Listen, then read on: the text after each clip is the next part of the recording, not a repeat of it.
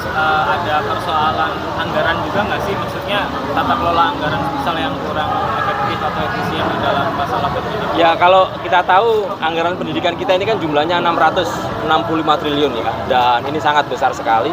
Bahkan yang ditransfer ke daerah itu lebih dari separuh. Tapi pertanyaannya adalah kenapa sekolah masih mahal? Kenapa sekolah yang kata Undang-Undang Dasar 45 ya itu menjadi tanggung jawab pemerintah, dan kata Undang-Undang Sisdiknas pasal 34 mestinya bebas biaya, tapi kok di negeri banyak pungutan, di sekolah masyarakat masih bayar. Jadi buat apa 665 triliun itu buat apa gitu? Karena itu kita sangat prihatin bahwa sampai hari ini sektor pendidikan kita itu masih menjadi salah satu 5 besar sektor terkorup di Indonesia.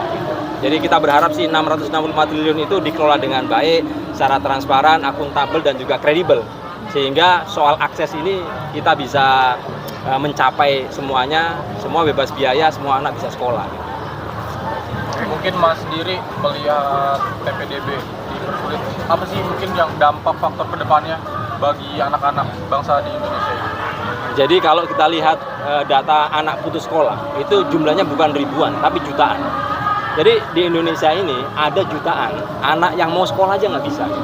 Kenapa? Karena mereka daftar PPDB gagal. Mereka tahun depan lagi coba PPDB lagi, gagal lagi. Kalau orang kaya gagal ya tinggal masuk swasta, bayar, selesai. Tapi ternyata masih banyak anak di Indonesia ketika gagal di negeri, mereka memilih untuk putus sekolah karena nggak punya biaya. Lah itulah yang menyebabkan kenapa sumber daya manusia kita ini masih buruk, karena mereka usia sekolah tapi nggak sekolah. Kenapa ya? Karena sistem PPDB-nya ini masih menggunakan sistem kompetisi. Ada yang lulus, ada yang gagal. Padahal hak sekolah itu adalah hak seluruh anak. Namanya hak itu ya nggak boleh dikompetisikan. Semua harus dilayani oleh pemerintah gitu. Sama seperti kita punya hak pilih untuk milih presiden dan wakil presiden. Nggak boleh. Ini boleh masuk TPS, ini nggak boleh.